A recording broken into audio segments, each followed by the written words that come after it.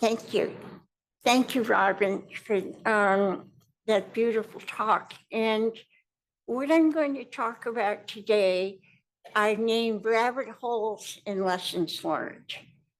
And this is not a talk I've ever given before, so I also don't know how this is going to work, because I'm going to be critical of myself and critical of the work that we've done over the last 3 decades in SIDS and the serotonin hypothesis. Now, so as I said, this is a talk I've never given, and it's a self-reflective talk about the rabbit holes that we went down in this work and the mistakes we made and how we recovered from different things. And the reason that I asked Savannah and Russell if I could give this talk is because I wanted to help future SIDS researchers and perhaps prevent some of these rabbit holes that I went down so that you don't have to go down them. So let me start in the first slide with the triple risk model. And, oh, I'm sorry.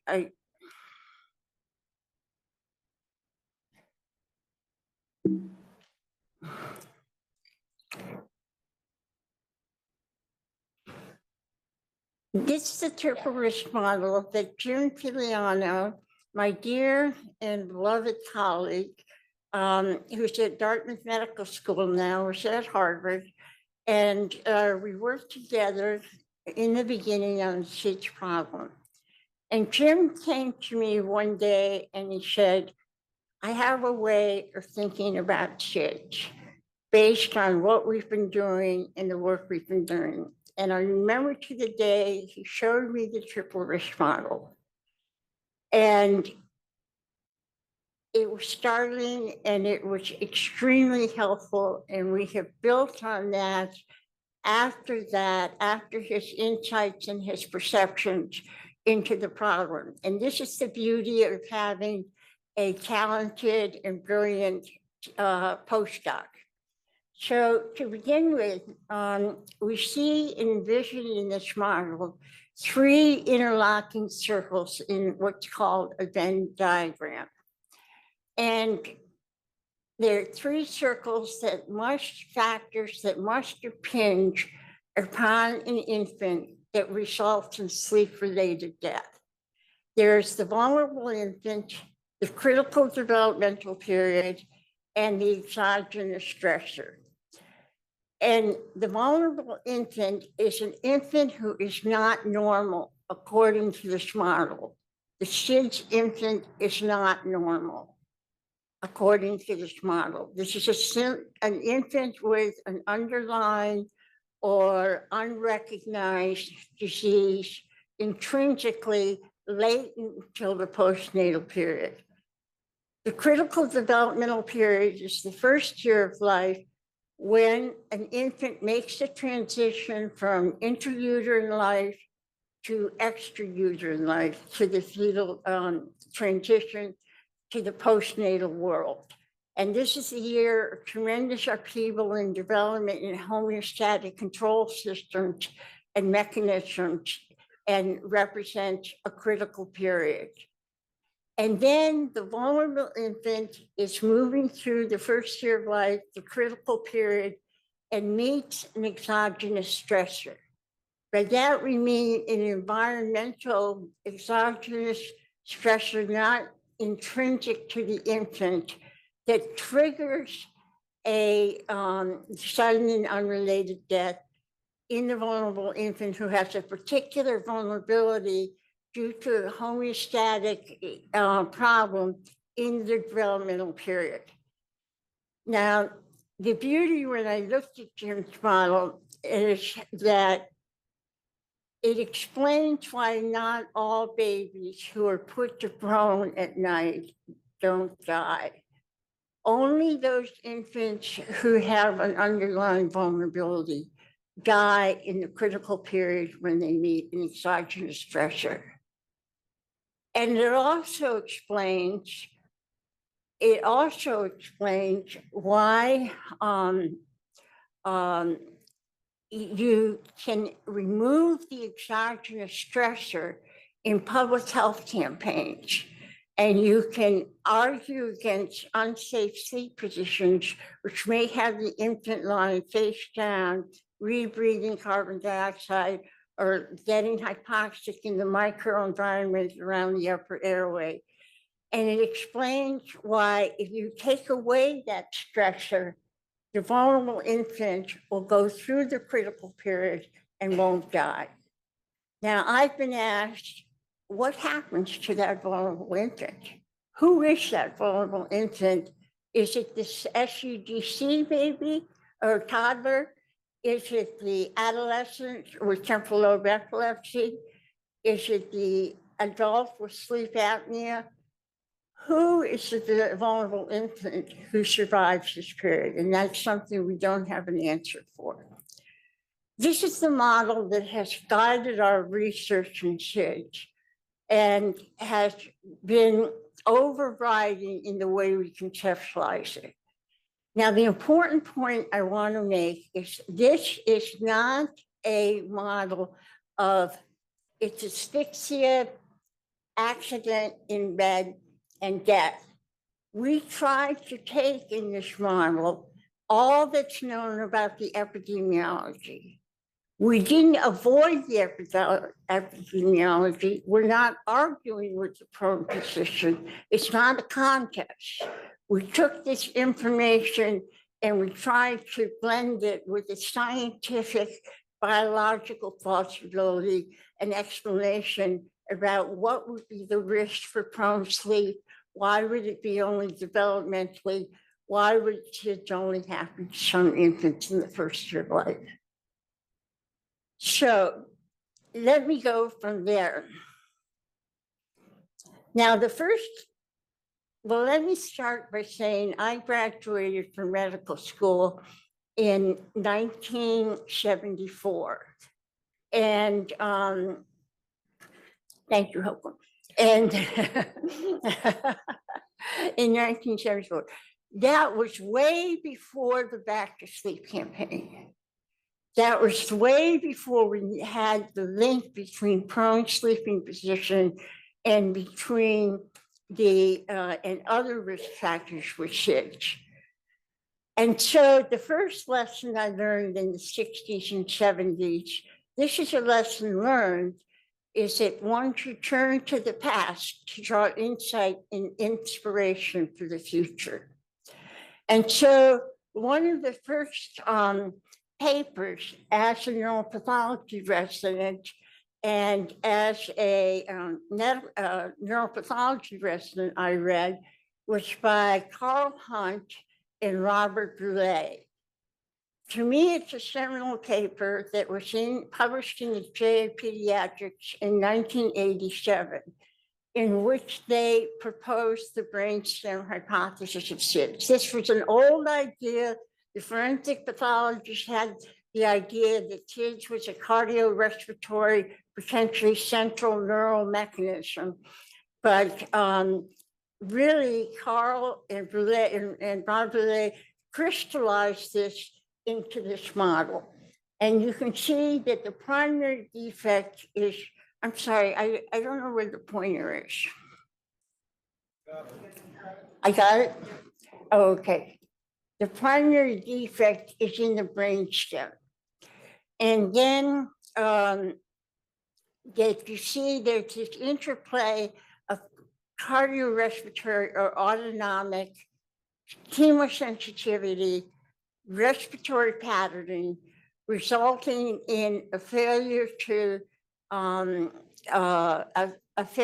to breathe.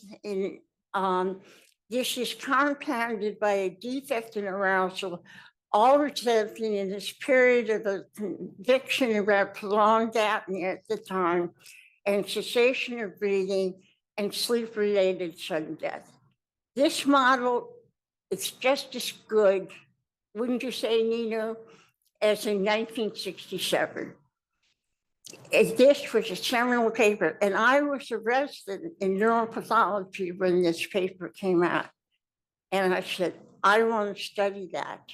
I want to understand the biochemical, the cellular, and the molecular biology of these pathways, so that I want to dissect it apart and look at each limb of it in SIDS victims, try to define the interaction of these factors and how they could result in sleep-related death. Now, what was important about this model, this was a hypothesis, they had no data for it. And what was important about it was that it was a physiological model. It really defined physiology, now a pathway for research in SIDS to come after that.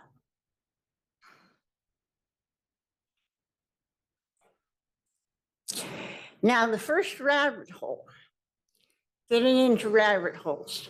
This is back before the Back to Sleep campaign. This is Hunt and Boulay have come out with a hypothesis, but they have no evidence for it.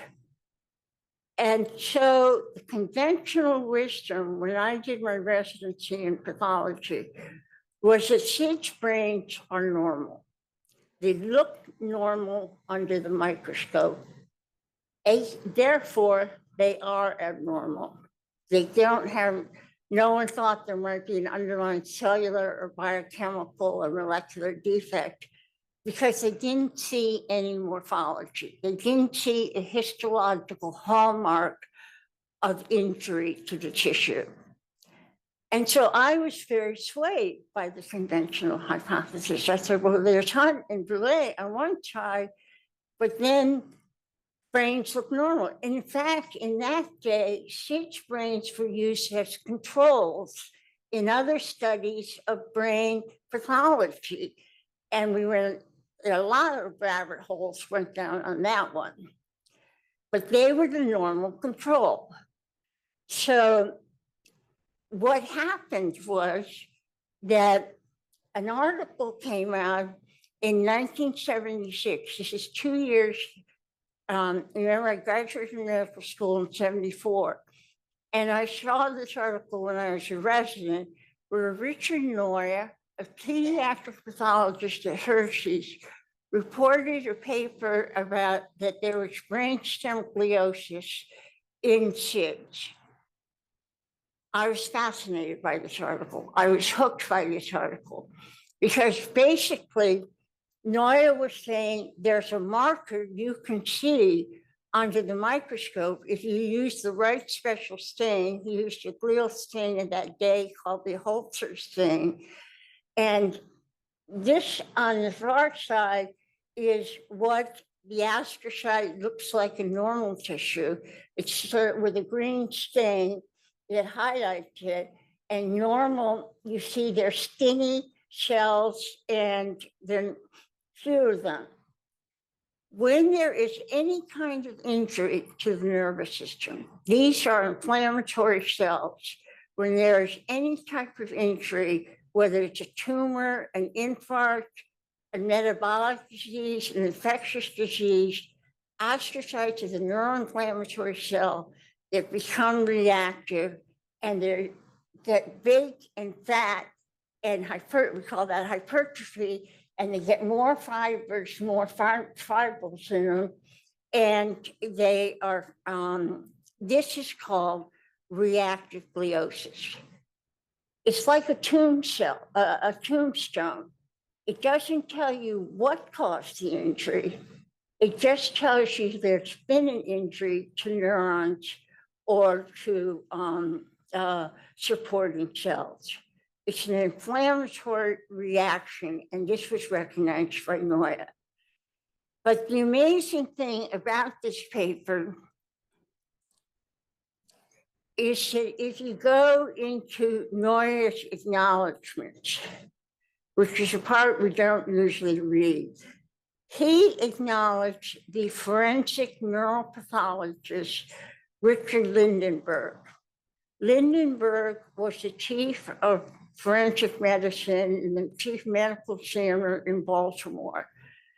And he recognized scoliosis in SIDS brainstems. He was experienced, he was open-minded, he was astute. It wasn't a qualitative problem to him. It was subtle, yes, but he saw it.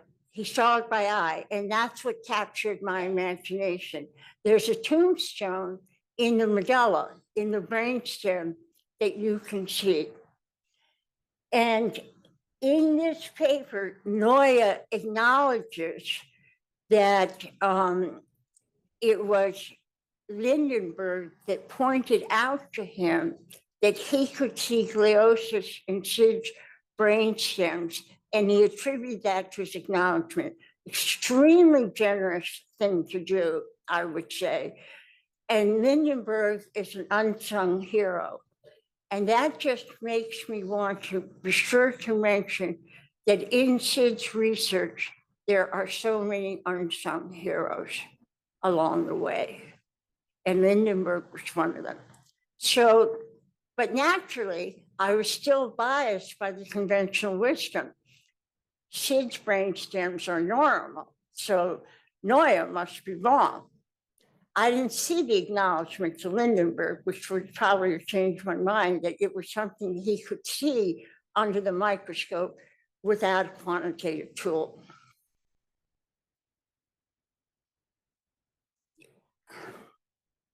So naturally, I didn't believe him, so I said, I will do a study of gliosis. And this is my first study in SIDS in neuropathology as a neuropathology fellow at Duke University. And so in this study, we just very simply counted reactive microscopes by quantitative method between SIDS and controls. Each dot on the graph represents a case. And you see the SIDS are divided from the controls, the non-SIDS cases. And you see there's quite a bit of overlap between the SIDS and controls. But then you see that there's some SIDS cases that are very high in reactive astrocytes. And their number is greater than the highest control. So the message here to us was that gliosis may not be present in every infant. It may be subtle. There may be subtypes who have an inflammatory phenotype. And we tried at the time to decipher and define pulmonary phenotype of what these cases with the high astrocytes could be, and we couldn't find anything. But remember, that was before the Back to Sleep campaign, before anything was known about risk factors. So now for my first NIH grant, which I'll cut to the chase, was summarily rejected. And so what I proposed in this first grant, there was subtle gliosis. I needed a technique that would allow me to see a biochemical defect that wasn't present under the light microscope. Could that be a cellular present in astrocytes, a cellular abnormality or molecular abnormality in neurons? And I heard a lecture in my department. There's a routine conference. I just happened to go to it that day. It was presented by a biochemist, a neuro assistant professor in our department at Harvard. And he was working on receptor and three-dimensional reconstructions of receptors, neurotransmitter receptors. And he gave this lecture on autoradiography. Robin has gone through, so fortunately I don't have to go through this again, but it's a way of visualizing as well as quantitating. That's the important thing. You can quantitate this and get levels to compare between SIDS and controls. And Frost White gave this lecture, And I was completely mesmerized. I said, that's what I've been looking for. A method that will give you a biochemical clue that the light microscope doesn't. So after the conference, I went up to Frost and I said, hello, Dr. White, I'm Hannah Kinney. You don't know me. I'm a postdoc. I'm really interested in this technique. I'm wondering if you could teach it to me. And he said, yes. He's looking at me. And I said, I think this is something we could really use in SIDS research. And he said to me, I will be glad to help you. No questions asked. Never met the guy in my life before. I said, I would like you to help me learn this. And he said, and I want to use it in SIDS. And he said, I will help you, but I want to know one thing. And I said, what's that? And he said, what's SIDS? So that talks about the importance of the scientists working with the pathologists and the clinicians about this problem.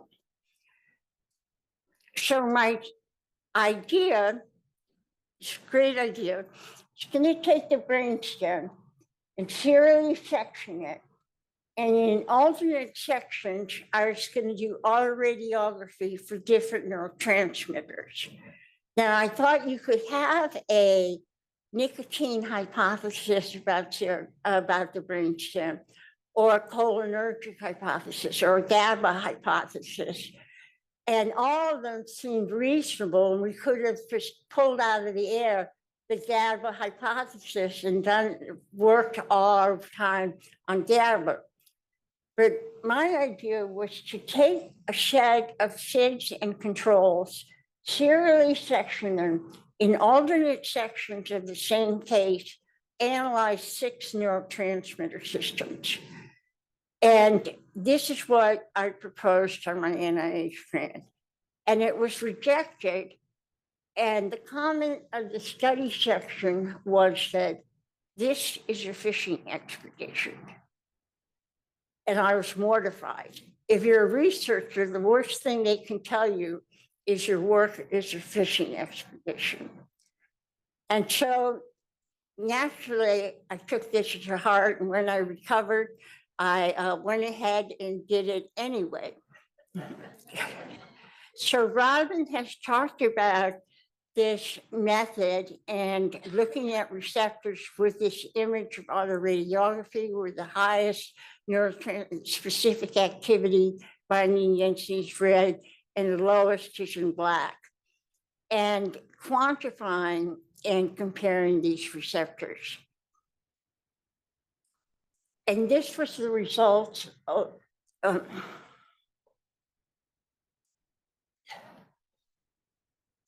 I'm sorry, excuse me. This was the result.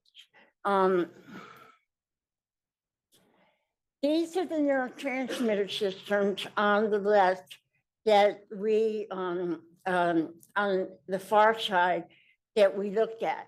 And you can see there's the muscarinic cholinergic and the kainate receptor, opiate receptors. We found no difference between the opiate receptor between SIDS and controls.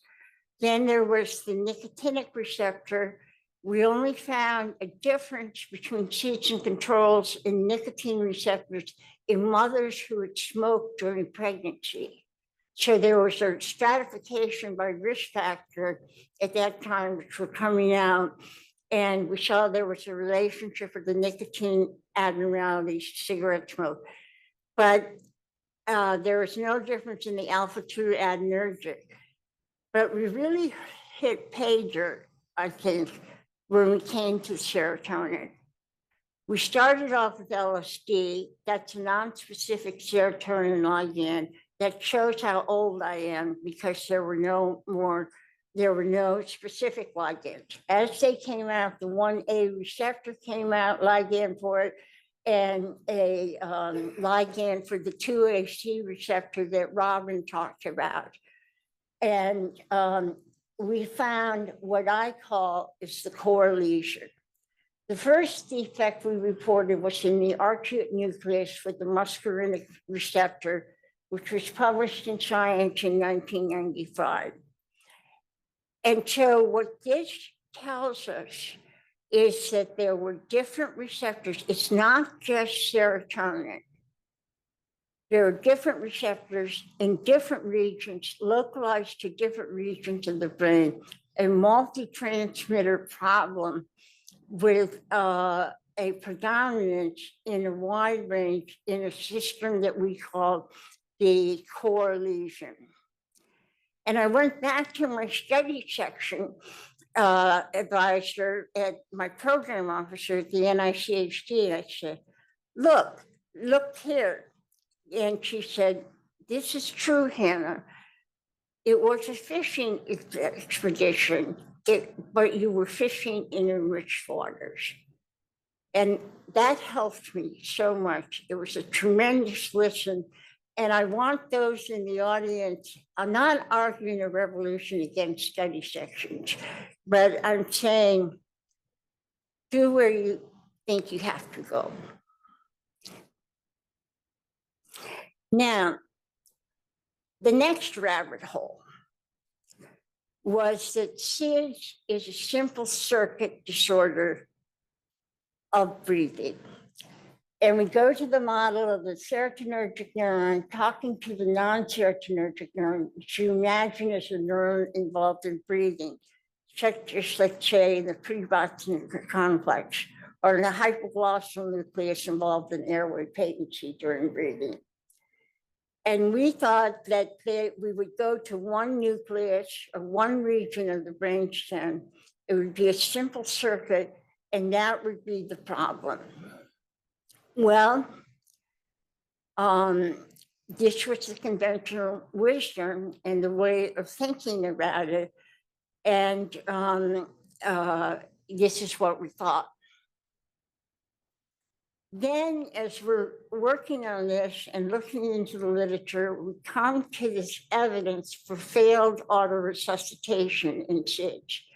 And Robin went through this model, not this model, but these actual tracings, and I won't go through it again, except to say that there's a hypoxic trigger, apnea, gasping, recover of normal breathing, as opposed to in these tracings of inmates who went on to die of SIDS, apnea, gasping, no response to the gasping, no recovery of eupnea or normal breathing, and a fall in blood pressure that is a surrogate marker measured by heart rate that goes down, and then the gasping in the normal cases restarts the heart rate up till it comes up and recovers. We call that recovery of the heart rate.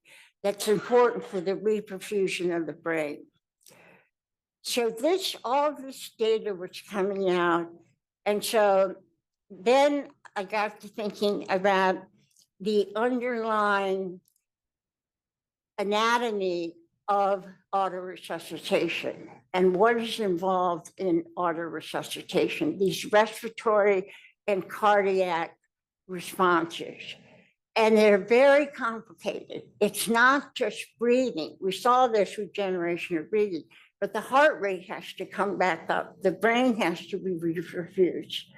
And you can see, Robin and I put together this schematic that shows you that the brain is involved, the lungs are involved, the heart is involved, blood pressure is involved, that it's a complex interplay, multi-organ interplay. And the center quote, if you wanted to say it, is in the brainstem, where there's an asterisk in the lower brainstem, which is called the medulla. And this is a site that's involved in gasping reflexes and blood pressure recovery. This slide represents a compilation of where we have found serotonin receptor binding defects in SIDS cases. And Robin told you about the source neurons, which are the raphe magnus, the raphe pallidus, the raphe obscurus, and the GC and the PGCL and the IRC contain serotonergic neurons. But it is and then they have projections like to the dorsal motor nucleus of 10 and the nucleus of the solitary tract involved in autonomic control. I don't want to bore you with a neuroanatomy lesson, but I want to point out that there were both target populations and projection sites that were involved in SIDS. And it's not one single nucleus. It's not one single circuit. And we looked at this and we said, and this was located in the rostral or upper medulla, which is the lower part of the brainstem. And this is where this population's concentrated. We didn't find them in the pons, or we didn't find them in the midbrain, but we found them concentrated in the rostral medulla. And this is recognized to be a site of cardiopulmonary reflex integration in response to stress. I believe it was Kinney who called these the EMT of the brainstem, the first responders of where these populations are located in stress. So was this a technical artifact or just a hodgepodge of neurons that don't make any sense, or is there some sense to it? And thinking about this, and as our group thinking about this, began to think of it in terms of these nuclei, these regions of the brain of being in subnuclei of a network system. And now we're going to bring forward what we call the serotonin defense network, that may be the source neurons in the upper medulla and in the raphe obscurus, and so in the PGCL and the IRC facilitate and modulate these projection and target sites that are serotonin driven. And that serotonin is a modulator that integrates this system into one complete response. And that there's not just a problem in the olivary circuits, or not just a problem in the arousal circuits, but there's a problem in the circuitry in the network population of how these neurons interact and are related to serotonin. And I want to point out, because Nina was here, that if you go to the far top, the far left, we have what we call the gasping center and breathing and patterning. And there are source neurons called the PGCL and the IRC and the giganticellularis. And we believe that this is the human home lung of the pre-Botzinger complex, and that this is where we have a 2A receptor binding defect in this region, not exclusive to this region, but in other regions like the upper airway and arousal sites and cardiovascular coupling sites as well. You want to say anything, Nina? Now, how can we figure out if SIDS is a network disorder? That's the question. We need Nina, of course, and but in our simplistic, well, I won't say simplistic, but my bias as an anatomist is to look at the neuroanatomy. And this is a series of human brains at autopsy that have been labeled for a serotonergic marker and shows the serotonergic origins in the brainstem going up into the rostral cortex up here. And this is the connectivity of where it originates and where it travels to. And you can see that this is a fetal brain there are no connections up in the cortex, up here high. And then this is the 2-month-old, the peak age range for SIDS. And then this is an adult for comparison of maturity.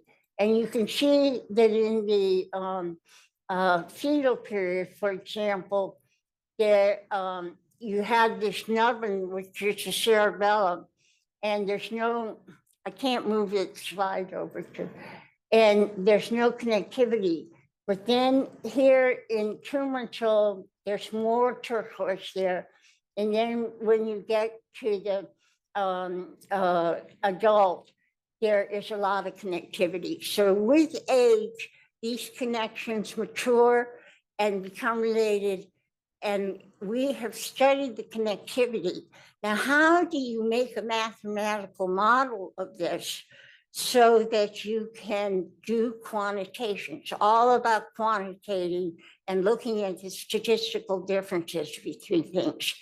And this is where our work with the group with the Martino Center at Harvard is a neuroimaging center. And with Roxanne Lacandro and other talented people from Harvard and MIT, we have used what is called math graphics in mathematical graphics in analyzing networks. And these tells you, you translate those lines, which are called edges, and the nuclei, the groups where the edges connect to each other, and you turn it into a graph. And this is obviously an oversimplification, but then that allows you to do mathematical analysis on properties such as how many connections are there, how high is the probability that they're connected, how complex they are, how triangulated they are, and how they have short or long distance patterns and so forth. So we're looking for differences between SIDS and controls in these networks, patterns, and in the quantitation of them. And this is, these boil down to what are called connectograms, where here is a region of interest, which is a serotonergic region, which is a circle around it, the dorsal raphe, which is in the rostral system that connects with the caudal medullary system. And then its projections. The thickness of the line correlates with the probability of the connectivity. And you can see where along the circle are the different nuclei and where the projections go in each of these sites that we do as regions of interest. You can put it around the hypoglossal nucleus, raphe obscurus, or whatever. And the idea is to get a connectogram on SIDS and control cases and look for differences. Is there a network? Is there connectivity between serotonergic neurons? Are we right about a network hypothesis? And is there a difference in the age and maturation of these networks, or their complexity, or their progression, and so forth? Now, changing subjects to another rabbit hole. This is one of my favorite rabbit holes. And I should have mentioned at the beginning, I meant to mention that this is not by any means all the rabbit holes we went down. These are just some of my favorites. So this comes to the issue of the cerebellum in SIDS. And the conventional wisdom at the time is in a paper by Hannah Kinney in 1983, in which she said cerebellum is not involved in respiratory and or autonomic control. I hope none of you believe that when you read it, because it's wrong. But I didn't know it was wrong. I had searched and searched and searched on the role of the cerebellum in autonomic and respiratory control and arousal. And there was nothing. And that was the conventional wisdom.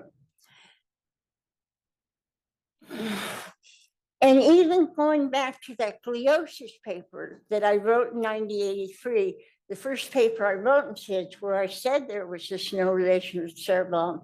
If you look at the top, this is a table with the reactive vascular counts in the controls versus the SIDS and the p-values, and you see the highest statistical difference at a p-value of 0.01 is in the hilum of the inferior olive.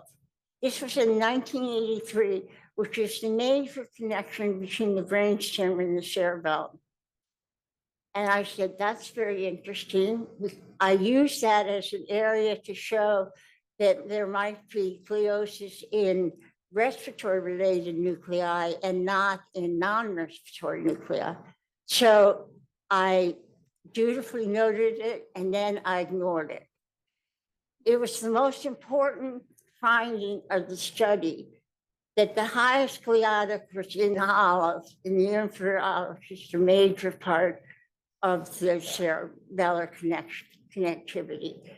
And I ignored it because the cerebellum wasn't involved in respiratory and autonomic control. Then, fortunately, there are people much smarter than I in the field, and that includes Ron Harper, who began to publicize that the cerebellum had a very important role in cardiorespiratory control. And he came out in the year 2000 with a seminal paper called Sudden Infant Death Syndrome, a failure of compensatory cerebellar mechanisms. And I went, oh my gosh, you know, maybe he's right. And maybe we shouldn't have ignored that gliosis was the highest in the olive. It was Donna who kept telling me the olive was the key to this. And so now I've entered into, and Robin, and Amy Robin, I should say, have entered into a collaboration with this terrific group led by Panos Ratinonis at National Children's Hospital. And they came to us and they were studying the cerebellum in SIDS. Panos had made some observations about it, differences between the preterm cerebellum in SIDS and the control. And Robin and I leapt on the opportunity to collaborate with him in undergoing. So this is one of the studies from Panos pilot data, which shows using transcriptomics and comparing the gene expression in the cerebellar cortex with the gene expression in the cerebellar cortex in SIDS versus controls. There were 3 SIDS and 3 controls in this pilot study. The blue lane, this is a heat map, and the blue lane shows where the gene expression is lower. And the red is where gene expression is higher. And you can just see from looking at this gene map that there's a difference between the SIDS and controls in this N of 3 in this pilot study. Panos found, and his talented group at Washington Children's found, that there are 904 differently expressed genes in the term SID cerebellum compared to the control. And there were clear transcriptional differences, therefore, in the cerebellum. Now, we also did with Panos, and Ronman did this with Panos, a metabolomic survey on the cerebellar cortex. I'm in the cerebellum now, out of the brainstem, but it connects to the cerebellum and has pathways that connect and drive different populations in the brainstem from the cerebellum and vice versa. This is a result from proteomics looking at the levels of glutamate. I didn't talk about glutamate, but glutamate is the major excitatory neurotransmitter in the nervous system. And as you can see in this study, this pilot study, of 15 SIDS and 8 controls, that there's an increased level of serotonin, of glutamate. That's the point, of glutamate. And now we never had any idea glutamate might be in SIDS. The kainate receptor binding had been negative. And now we're faced today with a rabbit hole. Do we go down this rabbit hole? We thought we had it pretty well locked up. And all of a sudden, this lab result comes back, which throws a wrench into the whole system. Now, is glutamate involved in the cortex of the cerebellum? Is glutamate a problem? Should we explore glutamate now? I have to ask the audience, and maybe there's one who would not in the audience be a champion of glutamate in the cerebellum. It certainly is an interest of Panos and Robin, but it's a potential another rabbit hole. Now, coming to the end, some lessons learned. And one of them is SIDS research is not possible, absolutely not possible, without the full partnership of the medical examiner system.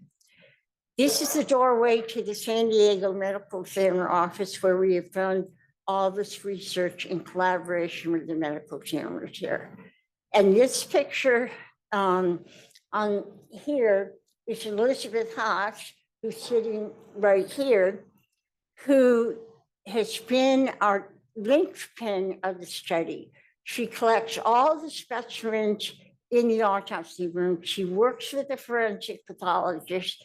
She stands at the table and they hand her specimens. She packages them up on dry ice and sends them to Boston. Without this person, and I must say, as I've told the NIH, this person has to be funded in the grant. This is not a no-brainer. You have to fund somebody in the medical examiner's office, because the medical examiners want to help, but they're too busy and they have so many requests upon them. So you have to have somebody there. Elizabeth has been with us over 20 years, and as I've said, is a linchpin to the study, without which the studies could not be done. Now I'll be in closing, and Russell and Savannah asked me to talk about future directions and what recommendations do I have for future directions in the neuropathology of SIDS.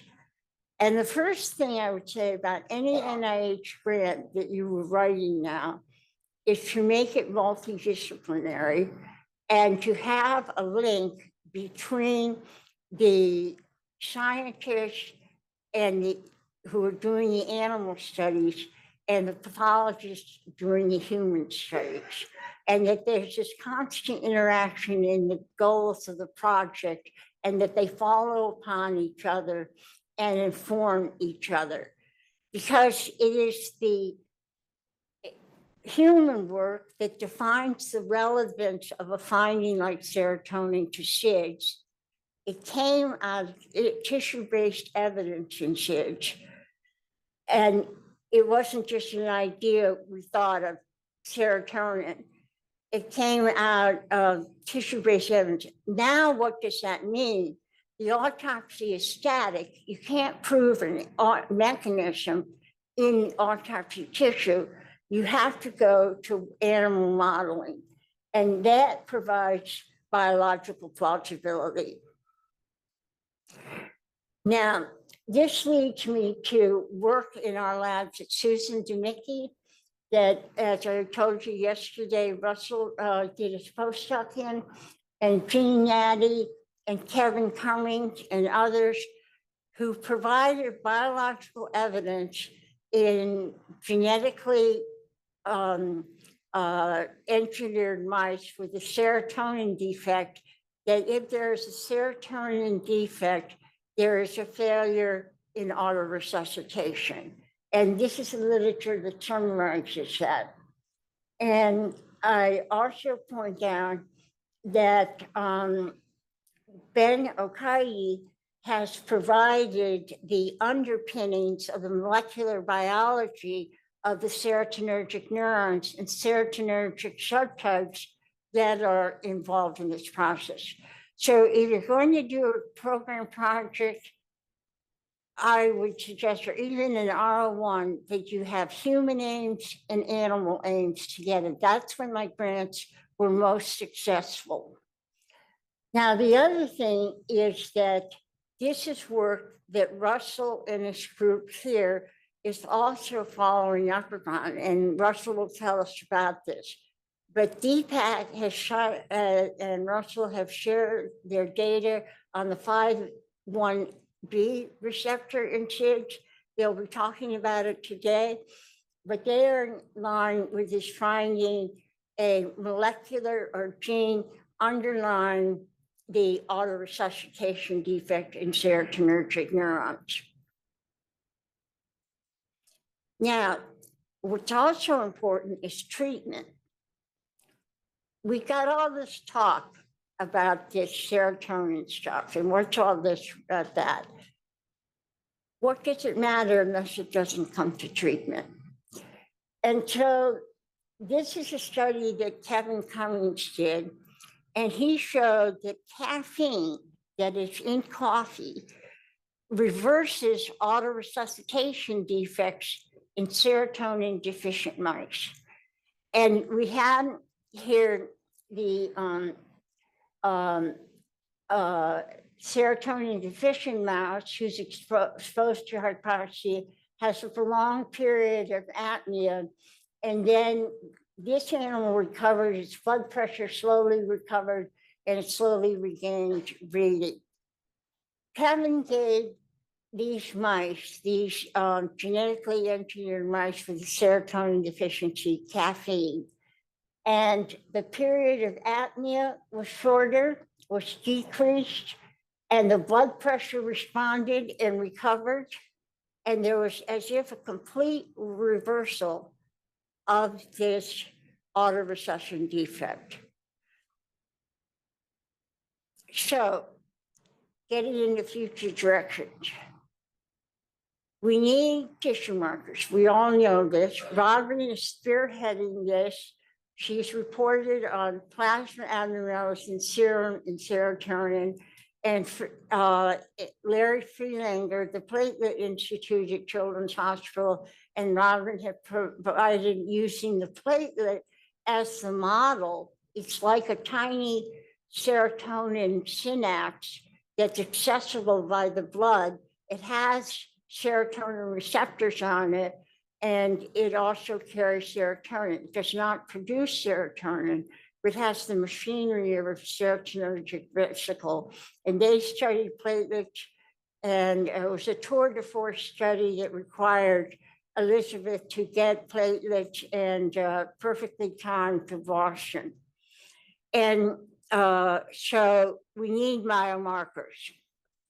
We also need, and here's my pitch to you, if you don't remember anything I said to you today, is that we need some prospective studies. It's time to bite the bullet. And it's time to say, okay, we've got a lot of information from Nino's lab, from the Houston group, on different neurotransmitters, different things. These are drug accessible problems.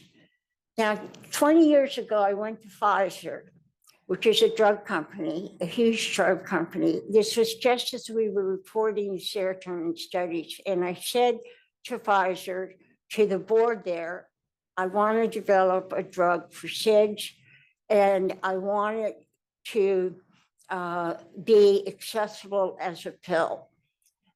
And the guys at Pfizer looked, and they were guys, the guys at Pfizer looked at me and said, until you get a biomarker and tells us which infant is at risk, we will not develop a drug. You have to tell us who's at risk, because otherwise you're asking us to give some kind of serotonin drug to thousands of babies to save one. If SIDS rate is 1 per 2,000, you have to give it to 1,000 babies to save one life, and they weren't willing to do that risk. Well, we have some biomarkers today. We have some ideas about this. I think it's time for our groups to get together and to do and convince the NIH that we need prospective study. Now, it's just not on clinical trials for drug, but it's also for correlating pathology with physiology. Here's an example of a study I was involved in the 1990s called the Aberdeen Area Infant Mortality Study, which was looking at SIDS on Pine Ridge, where the SIDS rate is twice that of whites. And Mike Myers and Bill Pfeiffer were monitoring at 3 days of life SIDS cases, not SIDS cases, all infants on the reservation that were born. And there were 275 cases in this time period that they analyzed autonomic normal function. One of those infants happened to die of SIDS, happened to die suddenly and unexpectedly, and was captured in a study we were doing on Pine Ridge of serotonin in the brain. And we were able, by goodness, to look at that baby's brain and compare it with the autonomic markers that Bill and Mike Myers had looked at in life. And the baby died at 2 weeks old. And here's what they found. At the top is the autoradiogram of the SIDS. These are hemisections because half of it had to be fixed in formalin. And you can see that there's a decrease or a negligible binding in the arcuate nucleus in the index case, where you see the blue-green binding in the control cases.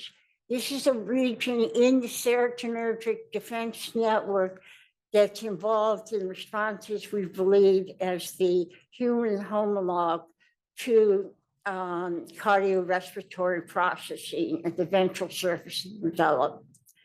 This SIDS baby's data at 2 days of life, 3 days of life, was compared to the serotonergic abnormalities at death at 2 weeks. And these are the curves here that you see here, the population curves down here for the different markers that they measured: sustained heart rate, active sleep versus quiet state heart rate, and respiratory rate. These are the bell-shaped curves of all the infants in the reservation they sampled and what the distribution looked like. This baby who died of SIDS was classified as SIDS and who had serotonergic abnormalities in the brainstem was an outlier, a red circle on all of these parameters in autonomic control. So here's a correlation between the serotonergic defect in a snapshot of what it was like in the living infant at 3 days of life and correlated with the serotonergic defect at autopsy. Now, I would say we need to get together. We need to stop talking about all the problems of doing a prospective study in SIDS. Of course, it's going to take thousands of cases. There's a precedent now. There's a prospective study run on SIDS Robin and I were involved in, which will be coming out this year. And it's feasible. We had to collect 12,000 babies. It took 8 years to do that. But we need to start moving forward to get this translated to the clinical realm. And we need to get that started. So our final lesson learned is that the triple risk model is meant to be revised and expanded with ongoing research. It was never meant to be the cause of SIDS. It was never meant to be the final answer. It was meant as a construct for thinking about the problem. And now, as opposed to 1994, when we published the paper, we can say with some confidence in 1995 that we, in 2025, that we believe a subpopulation of SIDS is due to an underlying defect in the serotonergic system, not exclusively, but involved, and has underlying major vulnerability. So I'll leave you with one comment, and this is particularly for the students here. This is one of my favorite quotes from the wartime president, Franklin Delano Roosevelt, who wrote, and we're in a war on SIDS, make no mistake about that. Take a method and try it. If it fails, admit it frankly and try another. But by all means, try something. Thank you.